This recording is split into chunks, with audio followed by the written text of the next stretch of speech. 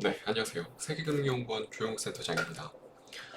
글로벌 주식시장이 지난 8월부터 계속해서 미국의 경기 침체 공포에 휘둘리는 동안 국내 증시, 특히 코스피 또 마찬가지고 유독 코스닥은 더욱더 심한 상태고 실제로 8월 이후로 수익률 같은 경우는 코스닥이야 뭐 말할 것도 없고요. 코스피 같은 경우도 마찬가지로 나름 방어가 되었더라고 생각하실 수도 있겠지만 8월 이후 수익률은 8%가 넘게 빠지면서 실제로 일본, 중국, 그 밖에 주요 OECD 국가들보다도 훨씬 더 낮은 글로벌 최하위권을 기록을 하고 있습니다.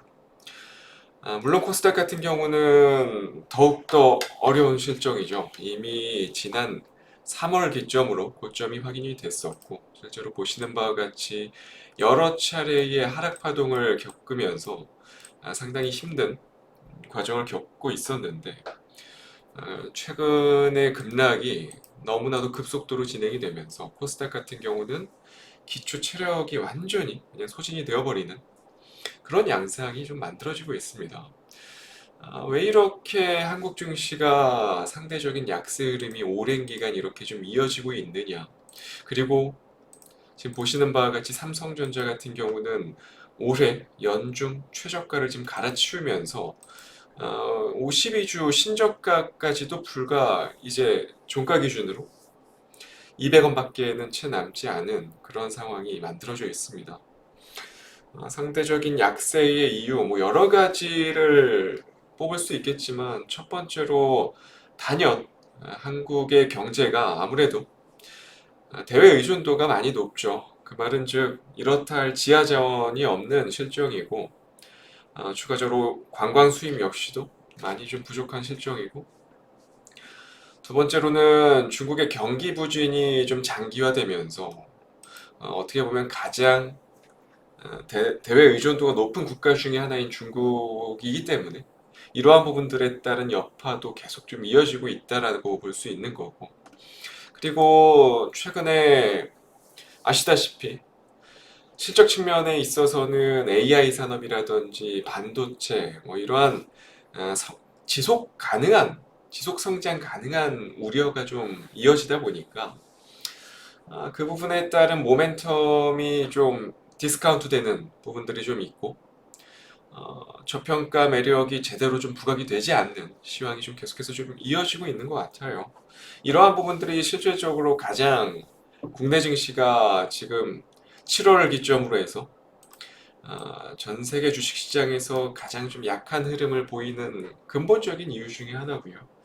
그 외에 부가적으로도 또 아시다시피 다음 주 월, 화, 수 추석 연휴를 또 앞두고 있고 그 기간 동안에 또 주요 경제 지표부터 해서 당장 이번 주 목요일 같은 경우는 선물 옵션 동시만기일도 있고 또 이거 지나고 나면 11월 같은 경우는 미국 대선 결과도 있는 상황이고 여러모로 시장에서 부각될 만한 그리고 좀 불확실성한 면들이 많이 존재하는 부분들이 앞으로도 스케줄화 되어 있죠, 실제로. 뿐만 아니라 한국 같은 경우는 이미 언론에서 도배가 되다시피 얘기가 계속 나오고 있는 금투세 관련한 이슈 역시도 전반적으로 시장에 많은 영향력들을 행사를 하고 있고요. 그로 인해서 개인 투자자분들은 상당한 피로도에 놓여 있는 그런 상황이다라고 볼 수밖에 없을 것 같아요.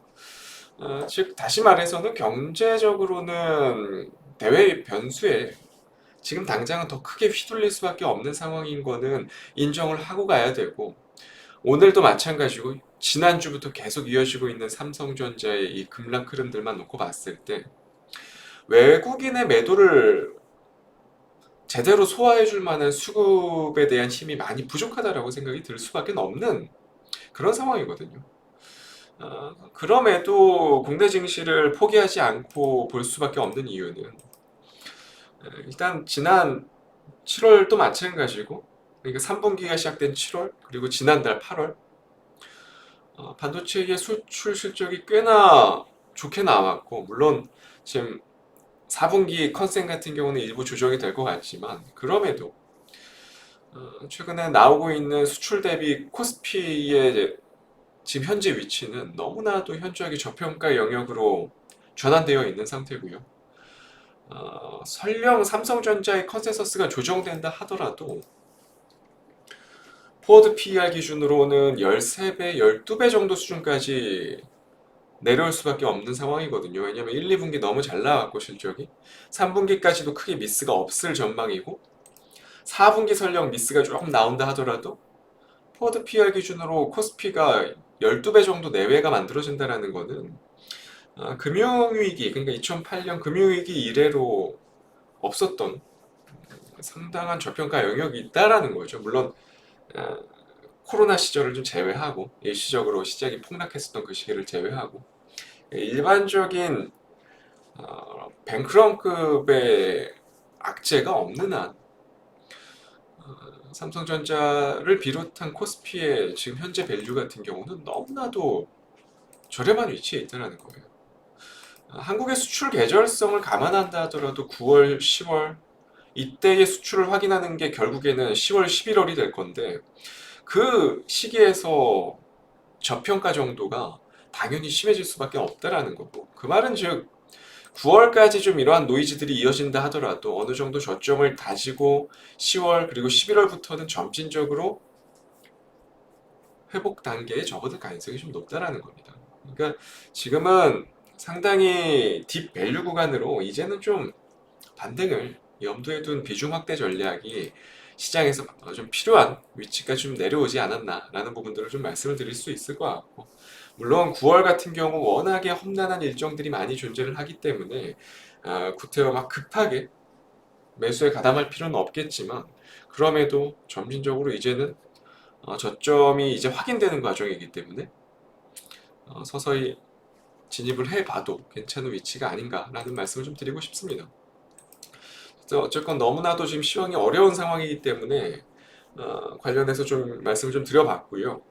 오늘의 공략주 같은 경우는 사실 어떠한 종목을 좀 가지고 와야 되나 많이 좀 고민을 했습니다. 왜냐면 진짜 정말 종목이 없어요. 뭐 테마도 마찬가지인데 지금 시장에 거래대금 자체가 많이 말라 있는 상황이기 때문에 거의 뭐 코스피 같은 경우는 5년, 뭐 코스닥은 8년 내에 지금 거래대금이 최저치를 기록을 하고 있는 실정이다 보니까 정말 유동성이 많이 부족한 시황인 게 느껴지기도 합니다. 그런 상황에서 어떠한 종목을 좀 선택을 해야 하느냐 좀 많이 고민을 하다가 결국 오늘은 HK 이노엔이라는 공략주를 가지고 나왔습니다. 사실 지난번에도 한번 유튜브를 통해서 소개를 해드린 종목인데 다시 가져 나온 이유는 코스닥 150에 상장되어 있는 주요 기업들 내에서 정말 손에 꼽습니다. 밸류에이션 측면도 마찬가지고 지금 이제 본격적으로 진행될 내년 상반기까지 본격적으로 진행될 기준금리 인하 과정 속에서 실질적으로 코스닥 지금처럼 어려운 코스닥 시황에서 이 부분을 좀 뚫고 나갈 수 있을 만한 종목이 거의 없다라는 거죠. 그렇다고 막 잡주를 소개하자니 너무나도 리스크가 큰 시황이고 결국에는 선택지가 많지가 않습니다. 지금 시장에서는. 그래서 오늘 HK 이노엔을 가지고 왔고요. 결국에 믿을 거는 지금 당장만 놓고 봤을 때 단기적인 관점에서도 마찬가지고 조금 긴 호흡이라도 그러니까 내년 상반기까지의 호흡을 놓고 보더라도 지금은 바이오 쪽이 가장 좀 유력하지 않나라는 생각은 지우기 좀 어려운 것 같습니다. 지난주도 그렇고 지난달에도 그렇고 계속해서 좀 반복적으로 바이오 종목들을 집중적으로 좀 추천을 드리고 있는데 어쩔 수 없는 선택이다라는 점들은 좀 이해를 해주셨으면 좋겠고 자 HK 이노엔 대표적인 치료제 뭐 K캡이라고 불리우는 너무나도 유명하죠. 위식도 역류 질환 치료제인데 이미 올 상반기 K캡의 매출은 전년 동기 대비해서 67%가 증가를 했습니다. K캡만으로도 매출이 지금 900억 가량 나오고 있는데 이제서야 본격적으로 해외 경로를 좀 타고 있는 상황인데 콜롬비아를 비롯해서 중남미 6개국에서 지금 품목 허가를 획득한 상황이고, 이제는 조금 더 시장 파일을 넓히기 위해서 어떻게 보면 지난달에 유한양행의 렉라자가 시장에서 가장 중심적에 있었죠. FDA 인증에 대해서 시장은 엄청난 프리미엄을 부여했고, 실제로 K캠 역시도 지금 보시는 바와 같이 미국 시장 진출에 대한 기대감이 서서히 반영되고 있는 그런 실정입니다. FDA에서 인증이 된다면 어떻게 보면 지금 뭐 렉라자 2열 국산 신약 기대감에 있어서 주요 후보군의 종목들이 HLB의 리보세라닙도 있고 여러 파이프라인들이 지금 소개가 되고 있는데, 실질적으로 가장 가능성이 높은 거는 HK 이노엔의 K캡이긴 합니다.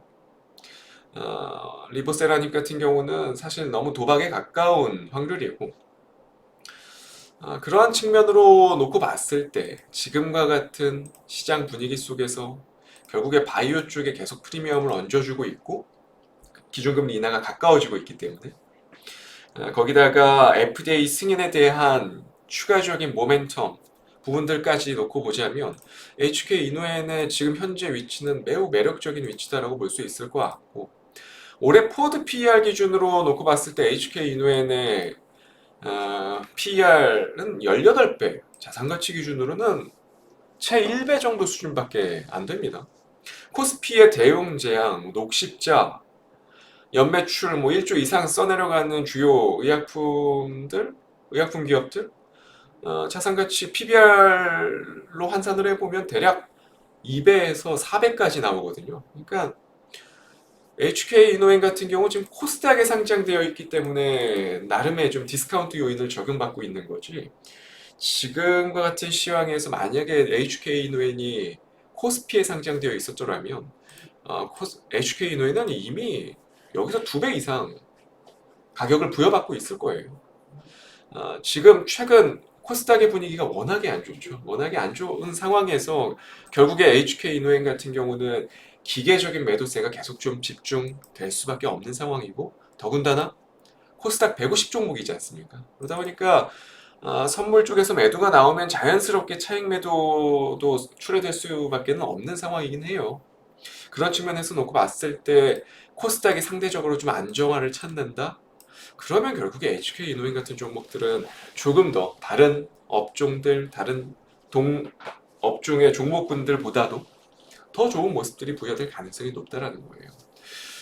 아주 단기적인 관점보다는 뭐 단기적인 관점에서도 나쁘진 않지만 조금 긴 호흡으로 코스닥 시황이 안정화되는 그 구간까지 지켜본다면 HK 이노에는 본격적인 추세를 뿜어내기 시작할 것이다라고 저는 생각을 하고 있어요. 그래서 지금 현재 시점에서 내년 상반기, 그러니까 기준금리 인하가 이제 본격화되는 그 시점을 놓고 본다면 지금 현재 시점에서 어떠한 종목이 코스닥 150 내에서 가장 유망하겠느냐, 이런 부분들을 놓고 봤을 때 HK 이노엔 같은 종목들은 단연 좋은 대안이 될 수 있지 않을까라는 부분들을 생각을 해서 오늘 공략주로 가지고 왔습니다.